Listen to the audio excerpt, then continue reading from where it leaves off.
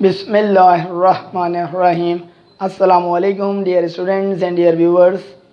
Issuance of debentures से related जिस video lecture series का हमने आगाज़ किया था, अल्हम्दुलिल्लाह आज वो अपने दूसरे मरहले में दाखिल हो रहा है। स्टूडेंट्स, आज के हमारे इस वीडियो लेक्चर से न सिर्फ सेकेंड ईयर कॉमर्स अकाउंटिंग के स्टूडेंट्स फ़ायदा उठा सकते हैं, बल्कि बीकॉम पार्ट 2 एडवांस अकाउंटिंग के स्टूडेंट्स भी भरपूर इस्तेफ़ादा हासिल कर सकते हैं।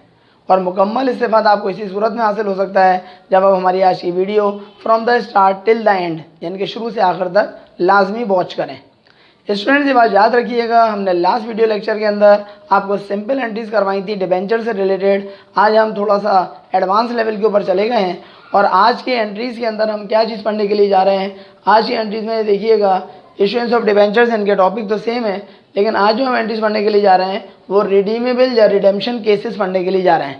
पहला सवाल ये पैदा होता है कि ये रिडीमेबल या रिडेम्पशन क्या भला आ गई। तो इत्तलान से कोई भला नहीं आ गई। बहुत सिंपल सी बात है कि रिडीमेबल या रिडेम्पशन का मतलब ये होता है स्टूडेंट्स कि रीपरचेज, आप इसको कह सकते हैं,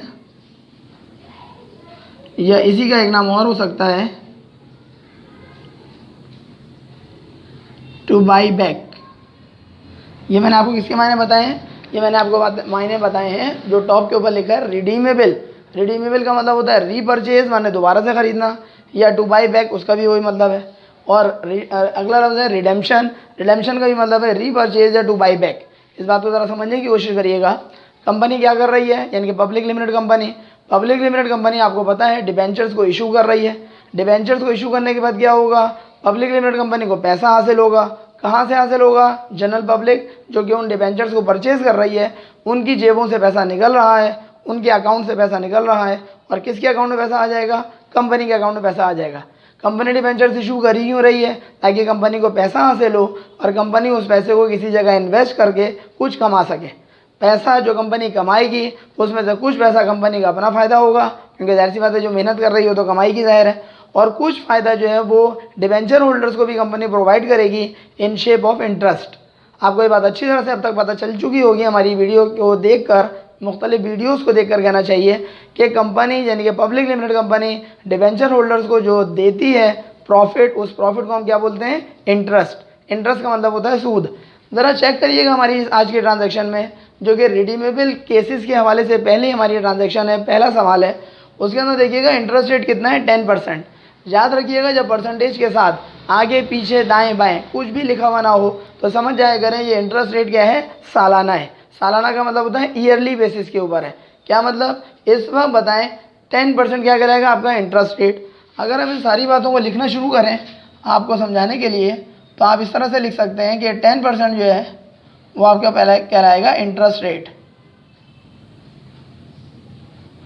इंटरेस्ट रेट का क्या मतलब हो जाएगा कि ये वो सूद का रेट है जो कि कंपनी दे रही है। किसको दे रही है? अपने डिबेंचर होल्डर्स को दे रही है जो कि कंपनी से डिबेंचर्स परचेज कर रहे हैं। इसका मतलब ये हुआ कंपनी सालाना बुनियाद के ऊपर सूद यानी कि इंटरेस्ट जो अपने डिबेंचर होल्डर्स को देगी वो कितना परसेंट देगी? 10% देगी। पता है स्टूडेंट्स, इस वक्त टोटल नंबर ऑफ डिबेंचर्स कितने इशू किए जा रहे हैं? तो आपके सामने बोर्ड पे लिखा है 1000। इसका मतलब 1000 जो है वो कहलाएगा नंबर ऑफ डिबेंचर्स जो आपने इशू किए हैं। अगली बात है आपके पास 5 ईयर्स। 5 ईयर्स का क्या मतलब हो जाएगा स्टूडेंट्स? 5 ईयर्स का मतलब हो जाएगा कि टाइम पीरियड कितना है, कितनी मुद्दत के लिए ये डिबेंचर्स इशू किए गए हैं। तो उसका जवाब है 5 साल की मुद्दत के लिए ये डिबेंचर्स इशू किए गए हैं। स्टूडेंट्स, एक बात का बहुत ज़्यादा ख्याल रखिएगा कि जो मैंने आपको पहले सवाल करवाया था उस सवाल में और आज के हमारे सवाल के अंदर जो बेसिक डिफरेंस है वो ज़रूर आपके दिमाग में होना चाहिए। याद करें, डिबेंचर से रिलेटेड जो हमने पहले सवाल आपको सॉल्व करवाया था उसमें कुछ वर्डिंग ट्रांजैक्शन की इस किस्म की थी, issued so and so, suppose 1000, यहाँ पे इंटरेस्ट रेट मौजूद था ऐसे ही 10%, यहाँ पे टाइम पीरियड भी मौजूद था 5 ईयर्स 4 ईयर्स जो भी हो सकता है, डिबेंचर्स ऑफ ₹100 ईच। यहाँ तक की ट्रांजैक्शन थी हमारे पिछले वाले केस के अंदर। आज अगर आप गौर करें, रिडीमेबल या रिडेम्पशन केसेस जो हम आज से नई सीरीज शुरू कर रहे हैं उसके अंदर आज का जो हमारा पहला सवाल है उसके अंदर वर्डिंग में देखिए इजाफा हो गया। क्या लिखा हुआ है? रिडीमेबल आफ्टर 5 ईयर्स, यानी कि ये डिबेंचर जो कंपनी आज की तारीख में लेट सपोज इशू कर रही है जो कि 1000 डिबेंचर्स हैं, इंटरेस्ट रेट 10% है, 5 साल की मुद्दत के लिए इशू किए जा रहे हैं डिबेंचर होल्डर्स को, वो कंपनी 5 साल मुकम्मल होने के बाद रिडीम कर लेगी। ये रिडीम करने का क्या मतलब होता है, जैसे कि मैंने बोर्ड पे लिख दिया रीपरचेज, दोबारा से खरीद लेगी। किससे खरीद लेगी? डिबेंचर होल्डर से। इसका मतलब वो आज की तारीख में अगर डिबेंचर्स बेचे जा रहे हैं कंपनी की जानिब से और वो डिबेंचर होल्डर्स उनको परचेज कर रहे हैं, तो 5 साल की मुद्दत जब तमाम होगी, ख़त्म होगी, तो डिबेंचर होल्डर से उनके डिबेंचर्स वापस ले लेगी, वापस ख़रीद लेगी। कौन वापस ख़रीद लेगी? जो आज बेच रही है। कौन बेच रही है? Public limited company. इसका मतलब ये हुआ पब्लिक लिमिटेड कंपनी आज की तारीख में अगर डिबेंचर्स इशू कर रही है, फ़रोख्त कर रही है, तो 5 साल की मुद्दत तमाम होने के बाद, अगर यहाँ 5 साल है, 8 साल है, तो 8 साल की मुद्दत तमाम होने के बाद, 10 साल है तो 10 साल की मुद्दत तमाम होने के बाद कंपनी उन्हीं डिबेंचर होल्डर से उनके वो डिबेंचर्स वापस ख़रीद लेगी।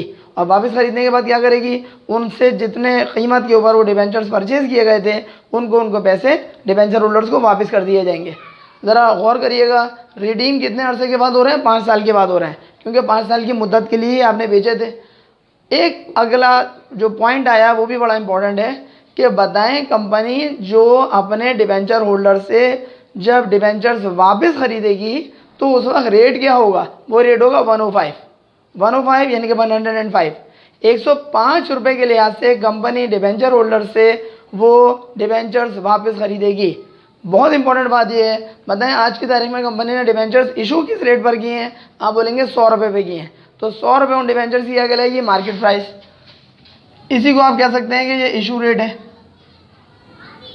ISSUE, इशू रेट है। इशू रेट का क्या मतलब होता है? Market price. किस चीज़ की मार्केट प्राइस? डिबेंचर्स की जो इशू किए जा रहे हैं। लेकिन रिडीमेबल रेट कितना है? वो 105 है, यानी कि ये 105 जो है वो क्या रहेगा? Redeemable rate. रिडीमेबल रेट का क्या मतलब हो जाएगा स्टूडेंट्स? ये वो रेट है जिस रेट के ऊपर कंपनी अपने डिबेंचर होल्डर से 5 साल की मुद्दत तमाम होने के बाद जिस रेट के ऊपर ख़रीदेगी वापस, वो 105 रुपये पे ख़रीदेगी। आसान अल्फाज में कंपनी 105 रुपये फी डिबेंचर उन डिबेंचर होल्डर्स को वापस करेगी। लेकिन अभी जो इशू कर रही है कंपनी वो 100 रुपये पे कर रही है। इसका मतलब हुआ कंपनी जिस वक्त डिबेंचर्स इशू कर रही है तो 100 रुपये पर डिबेंचर कंपनी की जेब में आ रहा है, लेकिन 5 साल पूरे होने के बाद उन्हीं डिबेंचर्स के ऊपर पर डिबेंचर फी डिबेंचर कंपनी जो पे करेगी वो करेगी 105। स्टूडेंट्स, अगर आपको ये सारी बातें बेहतर तौर पर समझ में आ गई हों तो हम इसकी जनरल एंट्री भी पास कर लेते हैं। सबसे पहले बताइएगा पूरे सवाल के अंदर कहीं क्या ऑर्गेनाइजेशन का नाम मेंशन है? कोई मेंशन नहीं है, लिहाजा हमने टॉप पर ऑलरेडी लिख चुके हैं XYZ company general, date, particulars, post reference, debit और क्रेडिट। याद रखिएगा स्टूडेंट्स, रिडीमेबल के जो केसेस की जो जनरल एंट्री बनती है वो बहुत ही ज़्यादा स्पेशल किस्म की एंट्री होती है। लिहाजा हम जितनी भी आपके लिए ये वीडियोस इससे रिलेटेड बनाएं, आपको लाजमी है कि ईच एंड एवरी कंसेप्ट अपना स्ट्रॉन्ग करते हुए एंट्री पास करने का सिलसिला शुरू करें। सबसे पहले बताइएगा कि बैंक में पैसा कितना आ रहा है। बैंक कौन सा बैंक? जो कि कंपनी का बैंक अकाउंट है। कंपनी ने जब डिबेंचर्स इशू करेगी तो लाजमी तौर पर कंपनी के बैंक अकाउंट में पैसा आएगा। बताएं इस वक्त कितने नंबर ऑफ डिबेंचर्स इशू किए जा रहे हैं? 1000। सबसे पहले तो आप कैलकुलेटर आपके पास मौजूद होना चाहिए। कैलकुलेटर के अंदर मुझे बताइए, एक बात मेंशन करें, लिखें अपने पास कि 1000 टोटल नंबर ऑफ डिबेंचर्स हैं और इशू रेट कितना है? 100 रुपये का है। इसका मतलब ये हुआ 1000 को आप मल्टीप्लाई कराएंगे किससे? 100 रुपये से, तो ये आपके पास 1 लाख आ जाएगा। इट मीन्स दैट जो एंट्री आप बनाने के लिए यहाँ पे जा रहे हैं, डेट तो हमें मेंशन नहीं है, लिहाजा हम डायरेक्ट लिख रहे हैं बैंक डेबिट। स्टूडेंट मुझे बताइए बैंक में पैसा कितना आएगा? टोटल नंबर ऑफ डिबेंचर्स जो आपने इशू किए हैं वो कितने किए हैं? 1000, यानी कि 1000 को आप मल्टीप्लाई किससे कराएंगे? इशू रेट से। तो इट मीन्स दैट फॉर्मूला क्या तैयार हो गया कि अगर आपको ये कहा जाए या आपसे पूछा जाए कि बताओ बैंक में जो पैसा आता है उस पैसे के आने के हवाले से फॉर्मूला बताओ, क्या फॉर्मूला बनेगा? तो आप बोलेंगे कि जितने नंबर ऑफ डिबेंचर्स आप इशू कर रहे हैं, यानी कि नंबर ऑफ डिबेंचर्स इशूड, उसको मल्टीप्लाई करा देंगे इशू रेट से जो कि 100 रुपये है। तो 1000 को हम मल्टीप्लाई कराने जा रहे हैं 100 रुपीज़ से, तो बैंक में टोटल पैसा आ जाएगा 1 लाख रुपये। 4 3 और 2 5 0, 3 और 2 5 0, यानी कि बैंक में पैसा आ गया 1 लाख रुपये। बताएं स्टूडेंट्स, अब बहुत इंपॉर्टेंट बात आपसे शेयर करने के लिए जा रहा हूँ, वो ये बात है कि 1000 डिबेंचर जो इशू किए जा रहे हैं, एक डिबेंचर जिसकी पार वैल्यू आपके सामने बोर्ड पे लिखी हुई है 100 रुपये, यानी कि डिबेंचर के ऊपर जो वैल्यू प्रिंटेड है, छपी हुई है, वो कितनी है? 100 रुपये। 100 रुपये का डिबेंचर इशू कितने में कर रही है? 100 रुपये में ही कर रही है। लेकिन कंपनी कह रही है 5 साल के बाद जब तुम वापस आना, यानी कि डिबेंचर होल्डर वापस आना, तो हमसे यानी कि कंपनी से 105 रुपये ले जाना। ये तीनों बातें आपको अच्छी तरह समझ में आ जानी चाहिए। यानी कि इस वक्त जो डिबेंचर जिसकी पार वैल्यू 100 रुपये है, उस 100 रुपये वाले डिबेंचर को हम इशू कर रहे हैं 100 रुपये में ही, लेकिन वापसी के वक्त हम जो डिबेंचर होल्डर है उसको हम अट्रैक्ट करने के लिए अपनी तरफ कि वो हमारे डिबेंचर्स को परचेज़ करे, हमसे आगे हमारे डिबेंचर्स को ख़रीदे, तो हम उसको क्या करें कि फ़ी डिबेंचर 105 रुपये का हमसे वापस लेना। इसका मतलब पर डिबेंचर हम 5 रुपये उसको एक्स्ट्रा पे करेंगे। याद रखिएगा जो इंटरेस्ट है वो तो आपको देना ही देना है। इसका मतलब हुआ इंटरेस्ट रेट के ऊपर तो कोई कॉम्प्रोमाइज़ नहीं है, किसी किस्म का कोई समझौता कंपनी नहीं करेगी। यानी कि 10% तो इंटरेस्ट देगी ही देगी। कब? सालाना बुनियाद पर, यानी कि हर 12 महीने पर। कंपनी इस इंटरेस्ट रेट के अलावा जो अपने डिबेंचर होल्डर्स को अपने डिबेंचर्स परचेज करने के लिए अट्रैक्ट कर रही है, खींच रही है मैग्नेट की तरह, वो क्या कह रही है कि 100 रुपये का डिबेंचर आज हमसे ले लो, 5 साल के बाद जब वापस देने के लिए आना तो हमसे पर डिबेंचर 105 रुपये लेना। बताएं स्टूडेंट, यहाँ पर इस बात को क्लियर हो गई होगी। एक आपसे सवाल पूछना चाह रहा हूँ कि अगर नंबर ऑफ डिबेंचर का जो इशू रेट है जो कि 100 रुपये है और उसकी पार वैल्यू कितनी है वो भी 100 रुपये है, तो क्वेश्चन आपसे ये पूछना है कि अगर हम यानी कि कंपनी 100 रुपये का डिबेंचर को 100 रुपये में ही इशू करे, जैसा कि इस सवाल के अंदर मौजूद है, तो बताएं ये प्रीमियम ऑन डिबेंचर कहलाएगा या ये डिस्काउंट ऑन डिबेंचर कहलाएगा। जिन्होंने हमारी लास्ट वीडियो देखी है वो फ़ौरन इस बात का जवाब यकीनन उनके दिमाग में आ गया होगा कि ना तो ये प्रीमियम ऑन डिबेंचर है और ना ही ये डिस्काउंट ऑन डिबेंचर है। उसकी रीज़न क्या है? अगर 100 रुपये का डिबेंचर यानी कि पार वैल्यू 100 रुपये हो, 100 रुपये से ज़्यादा कीमत पे आप इशू करते, जैसे 100 रुपये से कोई भी ज़्यादा कीमत हो, 105 हो, 110 हो, 120 हो, कोई भी हो सकती है 100 से ऊपर, अगर 100 रुपये का पार वैल्यू हो उससे ज़्यादा कीमत पर आप डिबेंचर इशू करेंगे तो ये कहलाएगा प्रीमियम ऑन डिबेंचर। कंपनी का फ़ायदा है और ये आएगा क्रेडिट साइड पर। एक बात हो गई। दूसरी बात, अगर 100 रुपये डिबेंचर की पार वैल्यू है और आप 100 रुपये से कम कीमत पे इशू रेट होता, जैसे 95, 90, 98, 99 कुछ भी होता, बस 100 से कम होता यानी कि पार वैल्यू से कम होता, तो फिर ये क्या कहलाता? ये कहलाता डिस्काउंट ऑन डिबेंचर। और डिस्काउंट ऑन डिबेंचर कहाँ पर आता? डेबिट पे आता। ये बात मैंने आपको जानबूझ के इसलिए बताई ताकि स्टूडेंट्स प्रीमियम ऑन डिबेंचर और डिस्काउंट ऑन डिबेंचर जो हमने लास्ट वीडियो लेक्चर में पढ़ा था उसको हमारी आज की वीडियो से क्या कर लें, कोऑर्डिनेट कर लें, उसको मरबूत कर लें। क्या कि प्रीमियम ऑन डिबेंचर कब होता है और डिस्काउंट ऑन डिबेंचर कब होता है। फिलहाल इस सवाल में दोनों में से कोई बात नहीं है। क्यों? क्योंकि अब जितनी पार वैल्यू है उसी कीमत पर आपने डिबेंचर इशू किया है। अगर ज़्यादा कीमत पे इशू करते 100 से ज़्यादा तो ये प्रीमियम ऑन डिबेंचर कहलाता, और अगर 100 रुपये से कम कीमत पे हम इशू कर देते तो ये कहलाता डिस्काउंट ऑन डिबेंचर। फिलहाल दोनों चीज़ें नहीं हैं, लिहाजा एंट्री में भी नहीं आएंगी। अब क्वेश्चन ये है कि 1000 डिबेंचर्स इशू किए जा रहे हैं और 1000 डिबेंचर जो आप इशू कर रहे हैं वो किस कीमत पे कर रहे हैं? 100 रुपये पे ही कर रहे हैं। ठीक है भाई, लेकिन आप कह रहे हैं अपने डिबेंचर होल्डर को कि जब तुम वापस आना 5 साल के बाद, आफ्टर 5 ईयर्स, तो 105 रुपये में ले जाना। इसका मतलब ये हुआ कि कंपनी इस वक्त अपने डिबेंचर होल्डर्स को अट्रैक्ट करने की खातिर 5 रुपये एक्स्ट्रा पे करने के लिए एक तरह से वादा कर रही है। बताएं, जैसे ही आप वादा कर रहे हैं, यानी कि कंपनी वादा कर रही है, तो ये कंपनी के लिए तो यहाँ पर जो चीज़ एंट्री के अंदर आने वाली है वो कहलाएगा loss on issue of debentures. ये जो loss on issue of debentures है ये कंपनी क्या कराएगी? डेबिट करवाएगी। कितने डिबेंचर्स के ऊपर? 1000 डिबेंचर्स के ऊपर। और रकम कितनी होगी? यानी कि अमाउंट 1000 को मल्टीप्लाई किससे करेंगे? आप बोलेंगे कि जनाब हमारा पास इशू रेट है वो कितना है? 100 रुपये है, और जो हमारे पास रिडीमेबल रेट है वो कितना है? 105 है। इन दोनों का फ़र्क बताइए कितना है? 5 रुपये। इसका मतलब ये हुआ loss on issue of debenture जो डेबिट होने वाला है उसके अंदर आप जो कैलकुलेशन करेंगे वो 1000 मल्टीप्लाई बाय 5।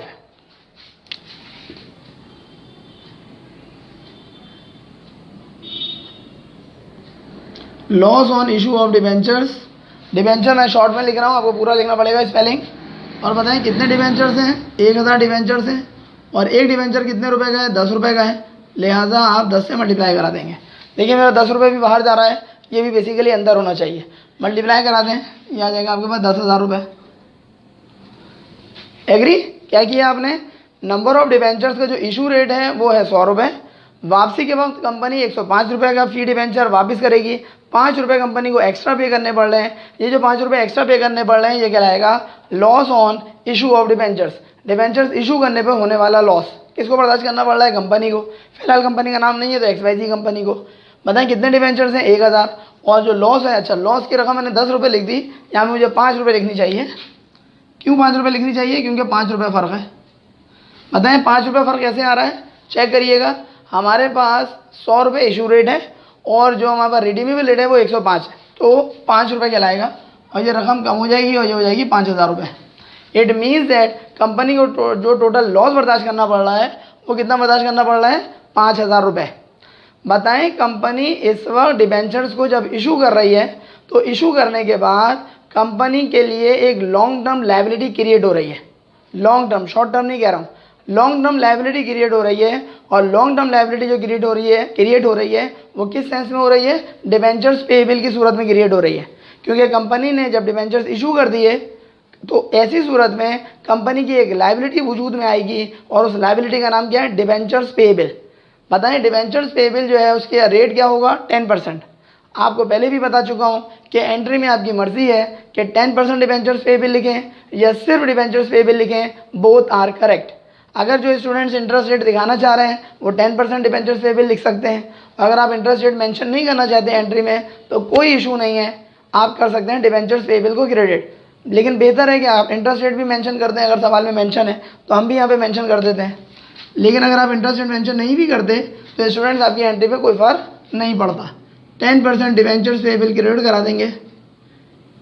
ये और करिएगा, डिबेंचर फिर मैंने शॉर्ट में लिखा है, आपको पूरा लिखना पड़ेगा, जगह मेरे पास ज़रा शॉर्ट है, मुख्तसर है, लिहाजा शॉर्ट में लिख रहा हूँ। 10% डिबेंचर्स पेएबल। बताएं कितने नंबर ऑफ डिबेंचर्स हैं? वही हैं 1000। और बताइए डिबेंचर्स पेएबल को जो आप क्रेडिट करवाएंगे वो किस रकम पे करवाएंगे? पहले ही आपको ये बात भी बताई जा चुकी है कि डिबेंचर्स पेएबल हमेशा आपको क्रेडिट करना है उसकी पार वैल्यू पर। चेक करें पार वैल्यू कितनी है? 100 रुपये। तो 1000 को हम मल्टीप्लाई कराएंगे 100 से, तो ये टोटल रकम आपके पास आ जाएगी 1 लाख रुपये। क्या सीखा आपने? कि डिबेंचर्स पेएबल ऑर्गेनाइजेशन की यानी कि पब्लिक लिमिटेड कंपनी की लायबिलिटी है, लायबिलिटी में इजाफा हो रहा है और लायबिलिटी में इजाफा क्रेडिट होता है। अगर किसी स्टूडेंट को ये बात समझ में ना आ रही हो कि लायबिलिटी में इजाफा कैसे हो गया, तो उनके लिए एक जुमला मैं बोल देता हूँ कि लायबिलिटी में देखिए स्टूडेंट्स इस तरह से इजाफा हो गया क्योंकि कंपनी ने आज की तारीख में जो डिबेंचर्स इशू किए हैं, तो डिबेंचर्स इशू करने के बाद कंपनी की जेब में पैसा आया, यानी कि कंपनी के अकाउंट में पैसा आया। कितना पैसा आया? 1 लाख रुपये आया। बताइए 1 लाख रुपये क्या कंपनी समझ सकती है, सोच सकती है कि उनका अपना पैसा है? इत्तला न दे, उनका अपना पैसा नहीं है। फिर ये पैसा किसका है? ये पैसा बेसिकली उन डिबेंचर होल्डर्स का है। क्या कंपनी को वापस करना है? जी हाँ, वापस करना है। कितने अरसे के बाद? बोर्ड पे लिखा हुआ है 5 ईयर्स के बाद। 5 साल गुजरने के बाद कंपनी को वो पैसा उन डिबेंचर होल्डर्स को रिटर्न करना पड़ेगा कि जो पैसा आज की तारीख में कंपनी उन डिबेंचर होल्डर से ले रही है। It means that debenture holders are actually the creditors of the company. Company के क्रेडिटर्स हैं, उन्होंने कंपनी को कर्जा दिया है। कंपनी को वो कोई पैसा खैरात में नहीं दे रहे हैं कि कंपनी ने जेब में रखे तो समझेंगे हमारा पैसा हो गया, ऐसा कुछ नहीं है। इट मीन्स दैट कंपनी को पैसा वापस करना है। बताएं वो पैसा जो कंपनी आज की तारीख में डिबेंचर होल्डर से ले लेगी तो क्या कंपनी की लायबिलिटी में इजाफा हो जाएगा? बिल्कुल इजाफा हो जाएगा। जिस तरह नॉर्मल हालात होते हैं, अगर कोई बंदा किसी से कर्जा ले ले तो वो कर्जे को ये ना समझे मेरा पैसा है, बल्कि वो पैसा उसको रिटर्न करना है। जब रिटर्न करना है तो उस बंदे की लायबिलिटी है, जब बंदे की लायबिलिटी होती है तो कंपनी की भी लायबिलिटी है। लायबिलिटी में क्या इजाफा है? जी हाँ। लायबिलिटी में इजाफा क्रेडिट होता है? जी हाँ। हमने क्या क्रेडिट कर दिया? फिर जी हाँ। स्टूडेंट्स आखिरी बात, लास्ट बट नॉट लीस्ट, और वो बात ये है कि आप बोर्ड पे देख ही रहे होंगे कि डेबिट का टोटल आ रहा है 1 लाख और 5000, क्रेडिट का टोटल आ रहा है 1 लाख। इससे बात ये तो तय पाई कि 5000 रुपये क्रेडिट में आएगा तभी बैलेंस हो गई ये एंट्री, डेबिट और क्रेडिट का टोटल बराबर आएगा। इट मीन्स दैट इतना तो हमें पता चल रहा है कि 5000 रुपये से कोई चीज़ क्रेडिट में होने वाली है, इसलिए क्योंकि डेबिट और क्रेडिट का टोटल हर हाल में बराबर आना चाहिए। बताएं स्टूडेंट्स इस वक्त जो हमारे पास जो हम काम कर रहे हैं उस काम के करने में हमारे पास 5000 रुपये कंपनी को एक्स्ट्रा पे करने पड़ेंगे फ्यूचर में, और वो 5000 जो एक्स्ट्रा पे करने पड़ेंगे वो यही वाले 5000 रुपये हैं जो कि कंपनी को फ्यूचर में पे करने पड़ेंगे। ये कहलाएगा, एक तो मैंने आपको बताया था प्रीमियम ऑन डिबेंचर, ये वाला स्टूडेंट्स प्रीमियम ऑन डिबेंचर नहीं कहलाता बल्कि इसका नाम कुछ और है और इसको हम बोलते हैं प्रीमियम ऑन रिडेम्पशन। ये प्रीमियम ऑन रिडेम्पशन क्या चीज़ है ये भी आपको बहुत अच्छी तरीके से समझने की ज़रूरत है। पहले तो मैं लिख देता हूँ फिर आपको समझाता हूँ।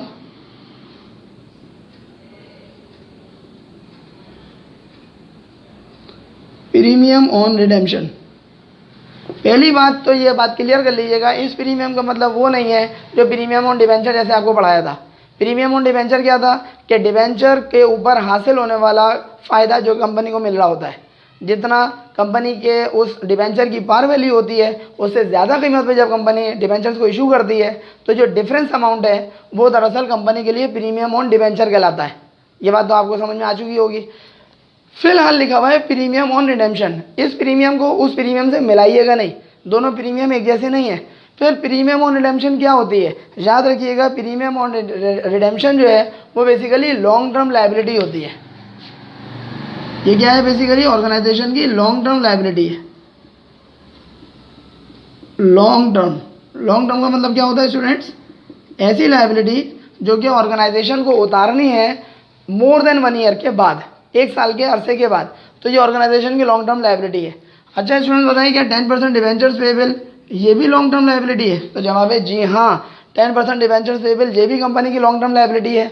और जो प्रीमियम ऑन रिडेम्पशन है ये भी लॉन्ग टर्म लायबिलिटी है, जबकि वहाँ पे जो प्रीमियम ऑन डिवेंचर आपने पढ़ा था वो तो कंपनी का फ़ायदा था। उम्मीद है आपको दोनों का फ़र्क समझ में आ रहा होगा। बताइए ये किस किस्म की लॉन्ग टर्म लायबिलिटी है जो कंपनी ने अपने सर पे चढ़ा ली है? उसका जवाब ये है कि कंपनी आज की तारीख में जब डिबेंचर्स को इशू कर रही है तो अपने डिबेंचर होल्डर्स को अट्रैक्ट करने के लिए क्या कह रही है कि 100 रुपये का डिबेंचर आज, बल्कि इस तरह कहना चाहिए 100 रुपये का डिबेंचर 100 रुपये में ले जाओ, हम इशू कर रहे हैं 100 रुपये में, वापसी में तुम 105 रुपये में हमसे ले लेना वापस। इसका मतलब ये हुआ कि 5 रुपये एक्स्ट्रा पे करने के लिए जो कंपनी वादा कर रही है वो एक तरफ तो जाता है loss on issue of debentures के नाम पर, और दूसरी तरफ यही 5,000 रुपये को आप लेकर जाएंगे प्रीमियम ऑन रिडेम्पशन के तौर पर। और प्रीमियम ऑन रिडेम्पशन क्या चीज़ है, कंपनी की लॉन्ग टर्म लायबिलिटी है। उम्मीद है आपको ये बात अच्छी तरह समझ में आ रही होगी। एक आखिरी बात और बता दूं कि बेसिकली इस चीज़ का और इस चीज़ का बेसिकली पेयर बनता है। ये पेयर का क्या मतलब होता है स्टूडेंट्स, पेयर का मतलब ये होता है कि अगर loss on issue of debenture जो है वो आप डेबिट करवा रहे हैं कितने से, 5,000 रुपये से, तो इसका एक पेयर बनेगा किस चीज़ के साथ, प्रीमियम ऑन रिडेम्पशन के साथ। इट मीन्स दैट जब अगर एंट्री में loss on issue of debentures करके कोई हेड आ रहा है तो फिर उसका पेयर किस चीज़ के साथ बनेगा, प्रीमियम ऑन रिडेम्पशन के साथ बनेगा, और रकम दोनों की सेम होगी। सवाल ये पैदा होता है ये पेयर क्यों बन रहा है? तो पेयर बनने की लॉजिक ये है कि कंपनी अगर आज की तारीख में ये वादा करती है कि हम डिबेंचर होल्डर्स को जब 5 साल मुद्दत, 6 साल मुद्दत, 7 साल, 10 साल जितनी भी मुद्दत है वो तमाम होने के बाद एक्स्ट्रा पैसे पे करेंगे, जैसे कि यहाँ पे कर रहे हैं, तो ऐसी सूरत में एक तरफ तस्वीर के जैसे 2 रुख होते हैं, तो एक तरफ तो याद रखिएगा कंपनी उसको रिकॉर्ड करेगी लॉस के तौर पर। क्यों? क्योंकि वो एक्स्ट्रा पे कर रही है या फ्यूचर में पे कर रही है। और दूसरी तरफ इसी चीज़ को कंपनी अपनी बुक्स में किस तौर पर रिकॉर्ड करेगी कि हमारी यानी कि कंपनी की ये लॉन्ग टर्म लायबिलिटी बन गई। और लॉन्ग टर्म लायबिलिटी क्यों बन गई? क्योंकि आप आज की तारीख में वादा कर रहे हैं कि 5 साल के बाद हम आपको 5,000 रुपये ओवरऑल एक्स्ट्रा पे करेंगे। उम्मीद है स्टूडेंट्स आपने आज की हमारी इस वीडियो से यकीनन इस्तेफादा हासिल किया होगा। अगर आपको हमारी वीडियो पसंद आए तो काइंडली अपने फ्रेंड में ज़रूर इसको शेयर कराएं, और शेयर कराने के साथ साथ ज़्यादा से ज़्यादा लोगों में हमारे इस चैनल से उनको बाखबर करें ताकि वो हमारे इस वीडियो लेक्चर से फ़ायदा उठा सकें। इसके साथ साथ एक बात का और ख्याल रखिएगा, अगर चैनल सब्सक्राइब नहीं किया तो सर अली अहमद के नाम से जो चैनल मौजूद है यूट्यूब पर उसको सब्सक्राइब भी कर लें और बेल आइकन पर क्लिक करना बिल्कुल ना भूलें ताकि आपको हमारी नई वीडियोस की अपडेट्स फ़ौरन मिल सकें। अगली वीडियो लेक्चर तक के लिए इजाज़त दीजिए, जिसके अंदर हम इंशाल्लाह इसी से रिलेटेड मज़ीद वीडियोज़ इंशाल्लाह अपलोड करेंगे। और बहुत अपना ख्याल रखिएगा। अपने टीचर सर अली अहमद को इजाज़त दीजिए एक दफ़ा फिर। अस्सलामु अलैकुम।